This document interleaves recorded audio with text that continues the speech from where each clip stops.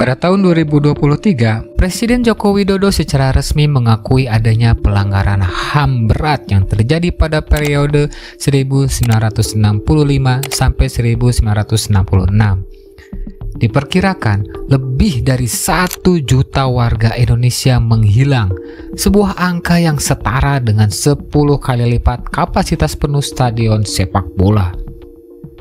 Beberapa ditemukan tewas akibat pembantaian, sementara yang lain menghilang tanpa jejak. Tragedi ini melanda banyak orang tanpa pandang bulu.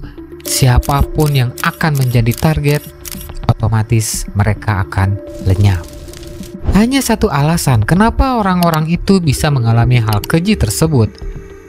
Ya, alasannya adalah mereka dituduh sebagai pendukung PKI, yaitu Partai Komunis Indonesia.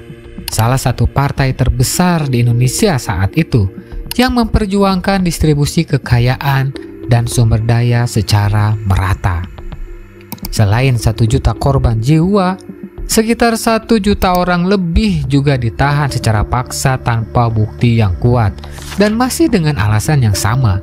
Tidak sedikit dari mereka yang mengalami penyiksaan selama dalam penahanan. Dampak tragedi ini tidak berhenti di generasi pertama. Keluarga para korban pun turut merasakan akibatnya. Mereka kerap dicurigai, dikucilkan, bahkan diasingkan ke tempat-tempat yang terpencil. Bahkan sebagian lagi harus melarikan diri ke luar negeri demi menyelamatkan diri dan keluarga mereka. Hak-hak mereka untuk kembali ke Indonesia pun dirampas, dan keturunan mereka mengalami diskriminasi dalam berbagai aspek kehidupan, termasuk kesulitan mendapatkan pekerjaan di sektor pemerintahan. Namun, pertanyaan terbesar yang muncul adalah mengapa? Mengapa menjadi pendukung sebuah partai politik bisa berujung pada tragedi yang begitu mengerikan? Untuk memahami akar permasalahannya, kita harus mundur dulu ke peristiwa yang menjadi titik balik kejadian ini, yaitu adalah tragedi Lubang Buaya, di mana 6 jenderal dan seorang perwira TNI Angkatan Darat diculik, dibunuh, dan jasad mereka dibuang ke sebuah sumur yang kini dikenal sebagai Lubang Buaya. Tanpa penyelidikan yang mendalam, banyak pihak langsung menuduh PKI sebagai dalang di balik peristiwa ini, seolah-olah partai tersebut tengah merancang kudeta terhadap pemerintah. Ketika kabar ini menyebar, kepanikan melanda masyarakat. Gelombang demonstrasi muncul di berbagai daerah yang semakin memperkeruh keadaan. Di tengah kekacauan itu, diduga ada sekelompok penyusup yang mengepung istana presiden. Insinyur Soekarno yang saat itu masih menjabat sebagai Presiden Indonesia segera menuju Istana Bogor. Di sana ia didatangi oleh 3 jenderal Angkatan Darat yang diyakini memaksanya menandatangani dokumen paling misterius dalam sejarah Indonesia, yaitu adalah Super Semar. Isi asli dari dokumen ini hingga kini masih menjadi tanda tanya besar. Namun, yang jelas Super Semar memberikan kekuasaan penuh kepada Soeharto untuk mengambil tindakan yang dianggap perlu guna memulihkan ketertiban nasional. Dengan mandat tersebut, Soeharto segera melarang dan membubarkan PKI, menangkap para tokohnya, dan mengukuhkan narasi bahwa PKI adalah dalang dibalik tragedi Lubang Buaya. Keputusan ini menghilangkan pengaruh PKI dalam politik Indonesia. Seiring berjalannya waktu, Soeharto mulai menyingkirkan pengaruh Soekarno. Ia mengendalikan media, mendorong militer terlibat dalam politik, dan memperkuat posisinya dalam pemerintahan.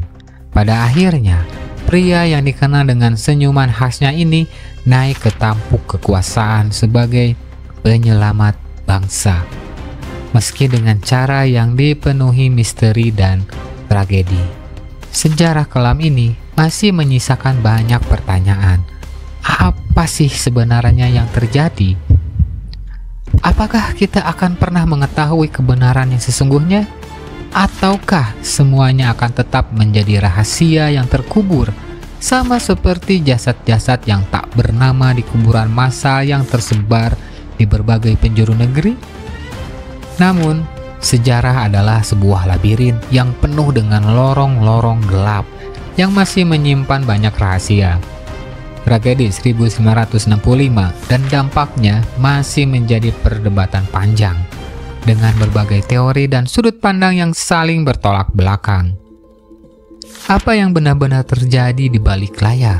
Siapa yang benar-benar berada di balik peristiwa yang mengubah arah sejarah Indonesia ini? Jawaban atas pertanyaan ini masih kabur, terhalang oleh kepentingan politik, propaganda, dan ketakutan yang terus menghantui generasi demi generasi. Setelah peristiwa berdarah itu, Soeharto memantapkan kekuasaannya dan membawa Indonesia memasuki era Orde Baru. Selama lebih dari 3 dekade, narasi resmi tentang tragedi 1965 dikendalikan penuh oleh pemerintah.